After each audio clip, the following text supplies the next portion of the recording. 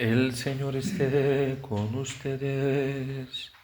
Y con tu espíritu. Evangelio de nuestro Señor Jesucristo, según San Lucas. Gloria a ti, Señor.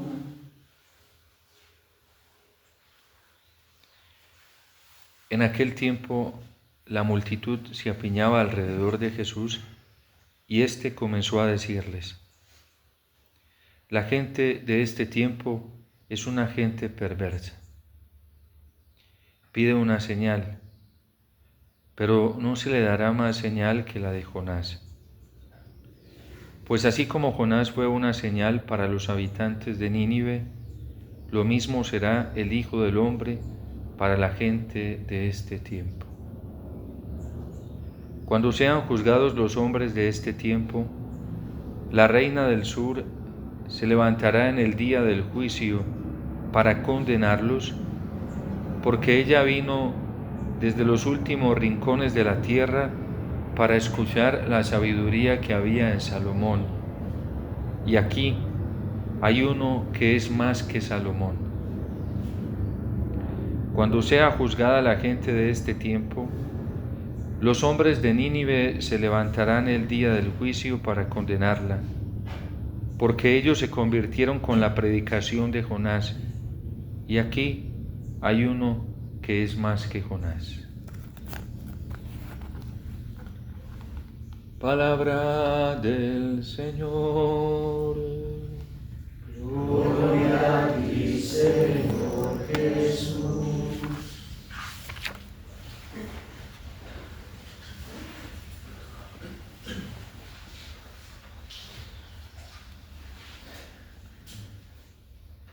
Hoy dice la voz del Señor que a un corazón contrito Él nunca lo desprecia. La Iglesia nos habla de dos tipos de contrición acudiendo a la tradición de la Sagrada Escritura. Una contrición imperfecta que se da por el miedo a la condenación, por miedo a perder el cielo, por miedo al infierno. Y es aceptable. Al fin de cuentas, todo eso lo produce el amor, con tal de lograr nuestra salvación. Y hay una contrición perfecta que es bellísima y que es la que termina sanando el alma y el corazón de toda culpa, de todos los sentimientos de culpa, de todas las acusaciones que se reciben de uno mismo, del diablo y del mundo. Es decir, que se recibe de la presión externa y también de la presión interna por nuestras heridas. Y es la contrición que se logra por el encuentro con el amor del Señor. Pero ambas son válidas. En un contexto, por ejemplo, como el nuestro en Colombia, donde vivimos tan etiquetados por la presión externa de todo lo que salen en los medios de comunicación, de la fama por el delito de algunos y también del nuestro, que se ha vuelto pública internacionalmente, no es tan fácil llegar a esa justificación amorosa que nos ofrece el Señor. Cargamos muchas etiquetas y esas etiquetas, consciente o inconscientemente, nos hacen sentir culpable, nos hacen sentir lo peor. Hace, creo que un par de años, salió una película de cómo desde Colombia, era de uno de los lugares donde más se traficaba con niños, la prostitución infantil, la depredación sexual de los mayores hasta el punto de llegar al abuso sexual. De hecho, hemos conocido cosas dolorosísimas que a veces también por ese miedo de la crueldad humana, la crueldad de la justicia humana, pues a muchos de nosotros como Iglesia nos cuesta reconocer públicamente, y es el abuso a menores de parte de sacerdotes.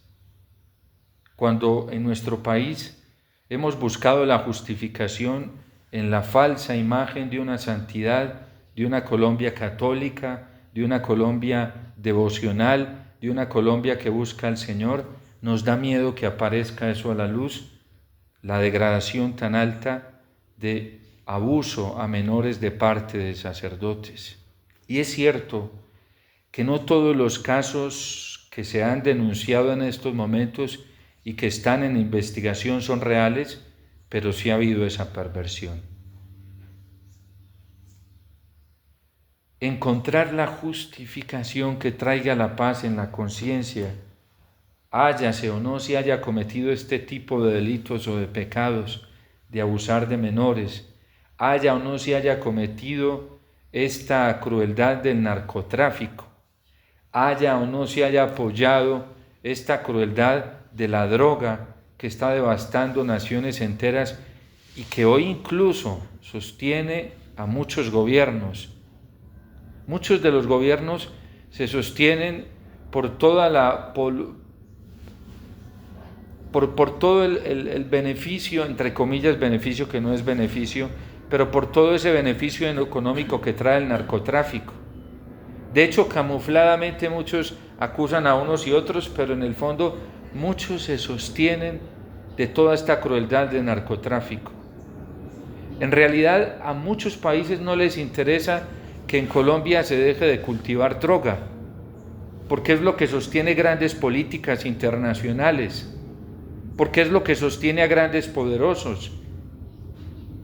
Pensar, por ejemplo, que algunos llegan a afirmar, nosotros ya lo vivimos porque eso fue real, cuando la línea comercial de Panamá se sostenía por la cantidad de plata que llegaba del narcotráfico producido acá en Colombia, y que eso se terminó ahora que otros países que sostengan su vía comercial, su línea comercial, por esta destrucción tan perversa como lo es el narcotráfico. Eso es muy doloroso.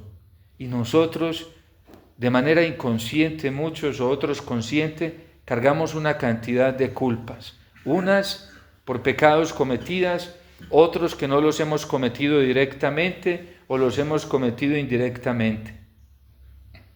Es la pululación del pecado, la proliferación a niveles terribles y espantosos. ¿Y por qué países tan desarrollados no dejan de consumir droga? Porque la culpa se los está tragando también. Y ya no les sirve una terapia psicológica, ya no les sirve el consejo de un amigo, ya no les sirve el dinero que llevan en el bolsillo para poder justificar ese dolor, ese sufrimiento y esa culpa que llevan dentro de ellos. Para poder taparla tienen que consumir droga. Ya no sirven los analgésicos normales. Hay que consumir otro tipo de dopamina que los tenga más sedados para no pensar en el cargo, en el peso de esa culpa interior. Por eso nos vamos volviendo adictos a personas, a su afecto, a su cariño, porque no somos capaces de soportar el peso de nuestra propia culpa y no logramos encontrar la justificación. Entonces vamos buscando personas que nos justifiquen falsamente y vamos poniendo nuestra esperanza en amores que al fin de cuentas no nos van a servir para alivianar toda esa vergüenza interior que cada uno de nosotros lleva en su propia historia personal, todas esas heridas que llevamos en nuestro inconsciente, todas esas amarguras que traemos de a lo largo de nuestra vida y que no han sido solucionadas sencillamente porque no logramos dar el paso de creerle al amor de Dios, que es el único capaz de justificarnos. Nuestra vida está cargada de muchas vergüenzas. Nuestra historia personal está cargada de muchos delitos. Nuestra historia personal está cargada de una cantidad de secretos que mantenemos allí y que no somos capaces de liberarnos de esos secretos con nada ni nadie. Y el temor que nos da es que esos secretos salgan a la luz, que los demás se den cuenta de ello. Y hacemos hasta lo imposible para mantener esa falsa justificación, de manera que nadie se dé cuenta de esa perversidad interior que tenemos por faltas que hemos cometido. por errores que hemos cometido, por pecados que de manera privada y ocultamente hemos hecho. ¿Por qué tanto miedo a que esa corrupción, esa fealdad interior que tenemos dentro de nosotros salga a la luz? Porque todavía no hemos encontrado una fuerza que nos justifique y nos quite el temor a que los demás se den cuenta que hemos sido eso y algo peor.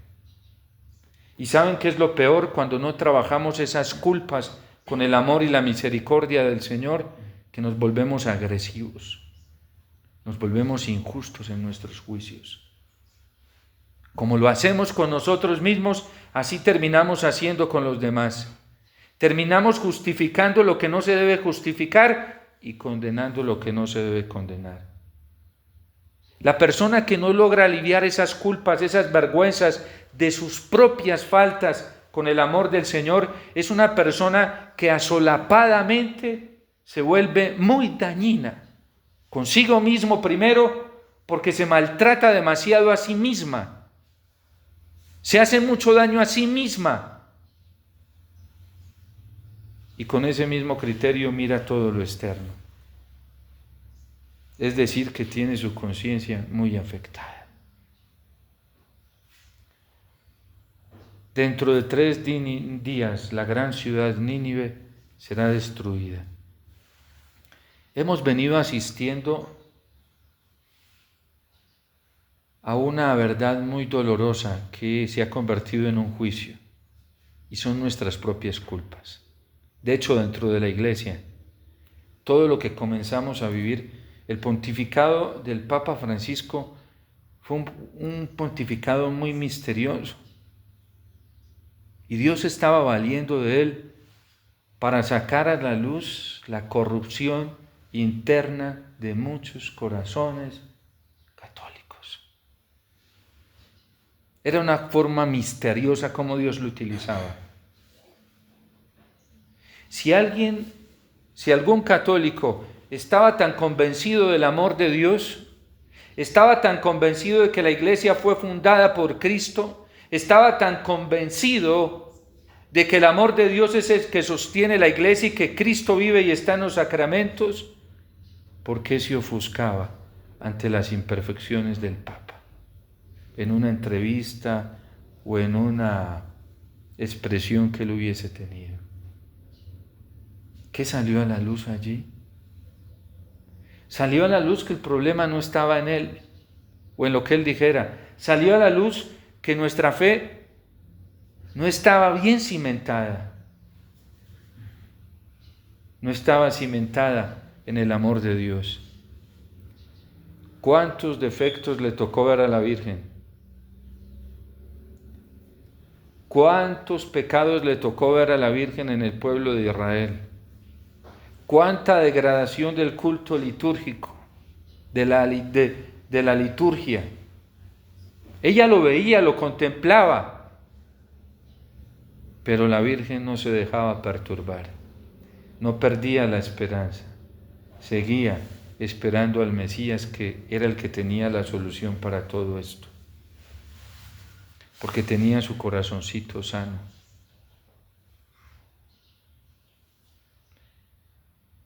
El dolor, la amargura que tenemos por allá oculta en nuestro corazón, culpa de nuestras imperfecciones, de nuestros pecados, que no han sido sanados todavía por la misericordia de Dios, por su amor omnipotente, es la que nos vuelve como nos vuelve, enfermos y enfermamos. Pero es un defecto de confianza en la misericordia del Señor. Es que en la iglesia siempre van a haber imperfecciones. Nos lo dijo de manera clara y serena el Concilio Vaticano II en la Lumen Gentium. La iglesia es santa y pecadora. ¿Por qué nos escandalizamos tanto de los defectos, de los errores y aún de los pecados de otros dentro de la iglesia? ¿Por qué parece que nos fuésemos a ir al infierno? O incluso condenamos en nuestro interior. Y nos atrevemos a decir, ese esa en nuestro corazón, ese o esa, así no lo exterioricemos, Dios ya lo está viendo.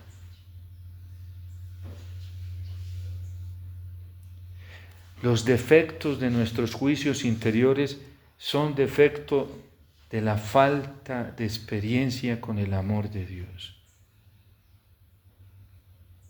Una vez me tocó vivir algo muy doloroso y perturbador. Yo estuve en una Eucaristía y una persona con una gran autoridad en la iglesia celebró esa Eucaristía. Habíamos muchas personas allí, muchísimos sacerdotes. En la homilía yo vi que se estaba metiendo por un camino lodoso y estaba quedando como algo ambiguo. Pero yo estaba muy conmovido en esa Eucaristía y sentía mucho el amor del Señor. Y dije, bueno, no me voy a dejar atrapar acá. Cuando ya dijo una expresión, dije, bueno, lo que quiso decir fue esto, está bien. No, está bien, no hay problema. Igual hay que cuidar la pureza doctrinal. Cuando salí de la Eucaristía, a mis espaldas venían varios murmurando, así en voz alta, eso es una herejía, es un hereje de uno. No solo decir herejía, sino es hereje. Dije, esto no está bien. Entonces ya se me acercan y me hacen el comentario. Y yo dije, yo no puedo participar de esto, no voy a dejar ensuciar mi corazón. Yo entendí esto y voy a seguir apostándole por el beneficio de la duda. Además porque tengo esa tentación de ir a hacer juicios temerarios. Conozco gran parte, no en su totalidad, pero gran parte de lo que es mi debilidad. Y dije, no voy a dejar ensuciarme. Y comenzó una lucha, un ataque. Y le dije a unas personas que estaban conmigo, vámonos de aquí ya. Yo no soy capaz de estar aquí. Está pasando esto. Y siento una tentación a dejar ensuciar mi corazón hacia esta persona y no lo quiero. Y me fui. Después, a la hora, me buscan más de estas personas. ¿Usted qué piensa de lo que pasó? Y yo les dije lo que pensaba. Yo pensaba bien. Se enojaron conmigo. Pero es que lo que dije, a mí me tienen que demostrar primero para... Y era esa batalla, y vuelvo y digo, porque yo sé que tengo corrompido mi corazón con eso, y lucho contra eso. Y aunque en la lucha he tenido caídas a veces de llegar a juicios temerarios, en ese momento Dios me dio la gracia y dije, no, y eso era una batalla demoníaca. Dije, la única forma de solucionar esto es ir a preguntarle directamente a la persona. Me daba miedo, pero dije, me voy a arriesgar. Es mejor la vía de la verdad y del amor que de la murmuración cobarde y asolapada. Y yo dije, aquí me puede pasar de todo, pero me arriesgo. Y como pude, logré buscar que esa persona me abriera un espacio. Después fui y esperé a esa persona hasta el final. Fue imposible porque nada que llegaba. Y me fui. Cuando yo ya iba llegando a mi destino, esa persona venía y me vio y me dijo, Padre, perdóneme, lo estaba esperando. Fue que me retrasé en algo, pero le pregunté. Cuando le pregunté, evidentemente era lo que habían entendido las otras personas. Yo le dije, ¿por qué haga esto público mejor? Para que no haya confusión. Porque me atendió con un amor y una amabilidad, me escuchó con un amor y una amabilidad, un respeto. Y yo también traté de hacer lo mismo, le dije, hijo, si me preguntan, lo hago. Después algunas de esas personas que andaban ya en el campo de la murmuración, porque eran en una murmuración, ya eso había salido. Se me acercan y me dicen, ¿qué le dijo? Y yo les dije, yo en mi interior sentí, eso es pura cobardía, que vayan y ellos hagan lo mismo. Yo pregúntenle, porque está dispuesto a responder. Hijo, a mí no me da, no, a mí me da miedo. Dígame qué le dije, no te voy a decir.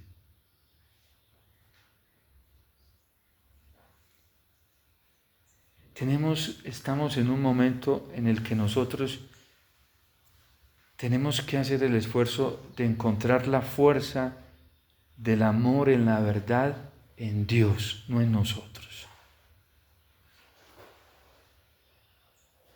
Fue tan tremendo eso que esas cosas siguen y siguen las habladurías, pero aquí quería llegar yo. Cuando salí yo estaba en medio de toda esa presión, porque estaba luchando, y vuelvo a digo porque conozco mi debilidad en ese aspecto. Y aunque he tenido caídas, trato de luchar, porque yo ya he probado cómo ensucia el corazón y envenena el diablo un corazón que en los secretos se pone a murmurar. Yo ya he probado eso. Eso es demoníaco. No hay nada más demoníaco y que impida la sanación de un corazón que eso. Y en eso tenía razón el Papa Francisco. A mí me encantó una vez que escuché una entrevista que le hicieron acá en Cristovisión a un sacerdote que ahora es nuncio de acá de Colombia y le organizaba los viajes al Papa. Y él decía que qué era lo que más le había impactado del Papa en el tiempo en que le organizó los viajes, el Papa Francisco. Y él decía que él siempre le pidió una gracia al Señor, eso me pareció muy hermoso. Y le decía, Señor, dame la gracia de ver a Pedro en el Papa Francisco. Y dijo, el Señor me concedió esa gracia. ¿Por qué hay que pedirle eso en todos los papas? Porque cada papa es un ser humano, tiene imperfecciones, y lo más lógico es que esas cosas salgan a la luz en el ejercicio del ministerio. Dios no pone ahí gente inmaculada, lo mismo en la vida sacerdotal, en la vida religiosa, y nosotros somos todavía ya el culmen de la santidad. La buscamos que es diferente, la queremos que es diferente, nos sentimos llamados a ella que es diferente. El Señor nos ofrece el camino para llegar a ser santos que es diferente. Y queremos aprovechar ese camino y esa oferta del Señor a nosotros tan inmundos pecadores nos ofrezca la posibilidad de ser santos. Eso lo hace Él, porque ama, porque es generoso y nos la pide para poder entrar al reino de los cielos. Entonces dijo eso, yo le pedí al Señor esa gracia. Y decía el Papa Francisco, de lo que más me impactó es que es un hombre libre. Y es libre porque es auténtico. Él no esconde nada de lo que es Él en sí mismo. De hecho, tuvo que corregir muchas de sus imperfecciones y hasta públicamente pedir perdón muchas veces porque él decía que se equivocaba y se equivocaba. ¿Sí? ¿Cómo nos da de miedo vivir auténticamente y ser como somos? ¿Saben por qué? Porque todavía no hemos llegado a esa experiencia del amor y la misericordia. ¿Y cómo somos de especialistas en mostrar externamente una falsa imagen de lo que no somos internamente? Y no sabemos el daño tan espantoso que eso hace. Cuando el niño chiquitico sabe que su papá y su mamá lo aman, no le importa mostrarse ante los demás como es. Y la mamá y el papá dicen, qué pena con este muchachito que se comporta así como se comporta con nosotros ante cualquiera. Y a él no le da pena nada. ¿Saben por qué? Porque tiene una seguridad muy grande en el amor de su papá y su mamá. Es lo único que le importa. No se detiene a pensar qué pensarán de mí, será que me querrán, me aceptan. No. Ya tiene la certeza de que mi mamá y mi papá me aceptan o mi mamá me acepta. Ya, poco me importa si me aceptan allá afuera. Cuando nosotros carecemos de ese amor que nos acepta, nos acoge, nos abre sus brazos, que es el amor de Dios, siempre vivimos con un miedo y una cobardía de que, porque andamos pobres, carentes, miserables, esperando acogida de criaturas que también necesitan lo mismo que nosotros. Y nos vendemos, nos prostituimos, pagamos lo que sea con tal de que nos acepte. ¿Hasta cuándo vamos a vivir así? Hubo una sola persona que yo me le acerqué cuando pasó esto en medio de toda esa tribulación y le dije, mira, porque confío en esa persona, confío mucho y sé que es una persona que en medio de sus imperfecciones busca al Señor, y le dije, mira, pasa esto, y me dijo, sí, yo lo sentí, eso que dijo no estuvo bien, pero yo ya sé cuál es mi tarea, orar por él. Esto lo hace un corazón sano. Amarlo, esto lo hace un corazón que busca la sanación en Dios. No podemos rechazar a nadie en nuestro corazón. A nadie. Porque cada que rechacemos a alguien en nuestro corazón, estamos rechazando el amor de Dios. Y eso nos va a distanciar de poder experimentar la misericordia del Señor. A nadie. Porque si no, Nínive será destruida. Y era grande su delito y su pecado. Pero ¿qué hizo el rey? Él buscó la salida más efectiva: arrepentirme. El problema soy yo soy el primero, encabezo esta penitencia. Y a toda la gente le digo, si se quieren salvar, hagan lo mismo, pura penitencia. Cuando uno tiene el corazón enfermo porque todavía no vive del amor de Dios, uno se la pasa todo el tiempo esperando a que los otros cambien y se conviertan. Y no sabe que está viviendo en una esfera demoníaca. Uno no está viviendo en la esfera del Hijo, del libro, del libre, en la esfera del amor de Dios.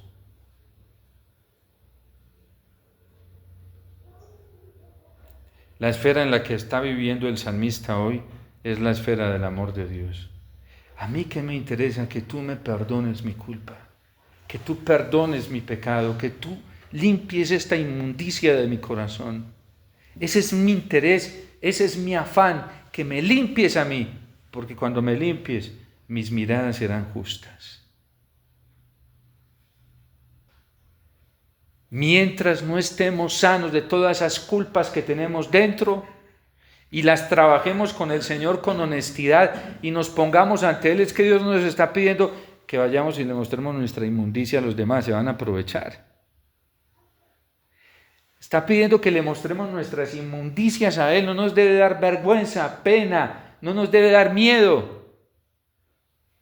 ¿Quién lo ofendió más que el hijo pródigo? Es una ofensa gravísima. Ese muchacho le demostró a su papá que quería que se muriera rápido, porque lo único que le interesaba de su papá era la plata, y detrás de la plata el placer y gozar. Tenía corrompido su corazón. Y sin embargo retorna así todo después de todo lo que hizo. ¿Y qué hace el papá? Sale a su encuentro, porque el papá sabe que la culpa es tan terrible que ese muchacho solo no va a ser capaz de llegar hasta el fin. Él le acorta distancia y sale al encuentro. ¿Por qué Dios salió a buscar a Adán y Eva? Porque sabía que la culpa que tenían era tan terrible que ellos no iban a ser capaces de llegar por sí mismos hasta Él. ¿Por qué Dios se encarnó y se hizo hombre?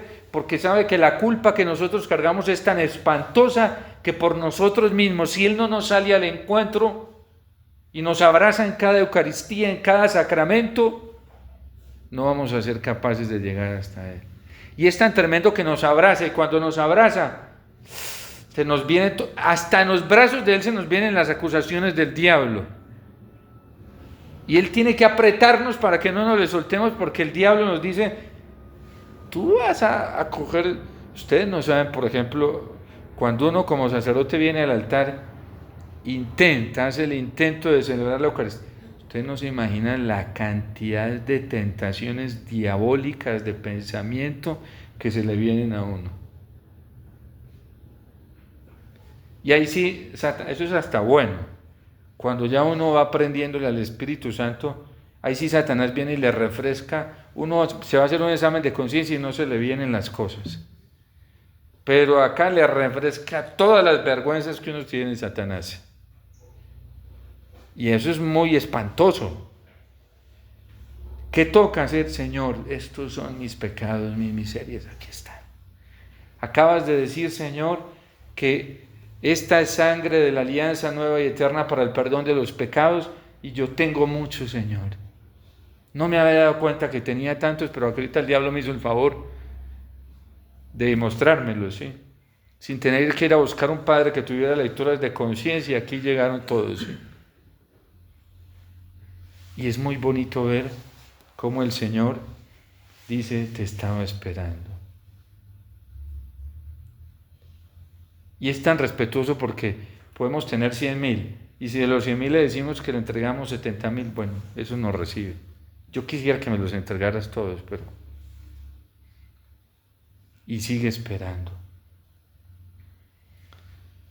Por eso una generación se convierte perversa cuando se cierra a reconocer y arrepentirse. Un corazón se vuelve corrupto, lo más corrupto, cuando se cierra al reconocimiento personal. Y téngalo por seguro que no va a tener un buen fin. Cuando se la pasa justificándose y condenando. Cuando se la pasa acogiéndose a sí mismo, no acogido por Dios sino a sí mismo, y excluyendo a otros. Eso es propio, el Papa Francisco hablaba de eso, de la corrupción. Él decía, pecadores todos somos, pero corruptos no admitamos la corrupción. ¿De qué nos sirve vestirnos impecablemente externamente? ¿De qué nos sirve aparecer impecables externamente si cada uno de nosotros sabe que carga una corrupción por dentro y que necesita ser solucionada con el Señor? Con el Señor. Porque la única gracia que nos da la paz de la justificación es la del Señor. ¿Cómo se levantó esa mujer adúltera después de que Jesús le dijo, ¿dónde están los que te condenan? Y era adúltera de verdad, ya para todos quedó con la fama, no es que Jesús le decía, ¿qué va a hacer Dios? Vea, ya se siente esa mujer, pecó con Juan, pecó con Martín, se acostó con este otro, dañó este matrimonio, y Jesús la invitaba a comer con él. ¿Por qué él tenía tanta fuerza de ella? Porque Jesús la perdonó. Mujer, ¿estás arrepentida? Sí. ¿Dónde están los que te condenan, Señor? No están. No peques más ya. Yo te perdono. El único, no existe nadie más. La única palabra que nos devuelve la vida y la paz, así todos nos condenen, es la de Cristo. Pero a veces nosotros hacemos al revés. Dejamos la única palabra que nos justifica y nos vamos a buscar la palabra de quienes no nos justifica. Y esos nos cobran, y bien caros, ¿sí? Porque nos hacen esclavos de ellos. Tenemos que comportarnos como a ellos les gusta para que nos justifiquen. Y uno va cayendo en esa trampa y después se termina cansado o fanático, reventado, sin lograr lo que estaba buscando, decepcionado. Es como cuando un par de esposos tienen conflictos. Entonces van y piden consejo y dicen, pues no importa, usted sabe que ya está en un error, pero dele gusto, para que se calmen las cosas. Buscar una unidad en el error, eso es lo más pervertido que puede haber. Hay que buscar unidad en la verdad. Por eso debemos orar tanto por el Papa, porque Él tiene como objetivo la unidad y está muy bien, está buscando la paz de la iglesia, lo está haciendo con un amor, con una fidelidad al Señor muy grande. Pero ustedes se imaginan toda la presión externa que Él tiene. Porque es que la unidad no se puede buscar en el error, es en la verdad y Él lo está haciendo. En fin, esta generación es pervertida porque no quiere escuchar a Dios. No quiere convencerse de que el único que justifica es el Señor. Aquí hay alguien más que Jonás y que la reina del sur. El único capaz de justificarnos. El Señor está aquí, vivo, vivo. Se quedó con nosotros, lo que prometió. Hasta el fin del mundo estaré con ustedes. Está en los sacramentos, está en el sagrario, está en su palabra, está en la oración cuando oramos de corazón, está en el corazón de la Virgen cuando nos dirigimos a ella con todo el corazón. ¿Cuántos desgastes porque la gente esté contenta con nosotros? ¿Y cuántas veces nos venimos al sagrario a distraernos? A pensar cómo buscamos la justificación por allá afuera en trabajos, en actividades, y al que nos justifica lo dejamos ahí, nos distraemos en una cantidad de cosas que no son el Señor. Que la Virgen Santísima nos ayude.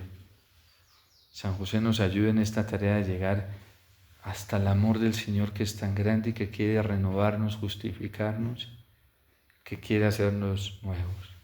Para que nos mire el Señor sonriendo en los brazos y nos diga, hijo, hija, ¿dónde están los que te condenan?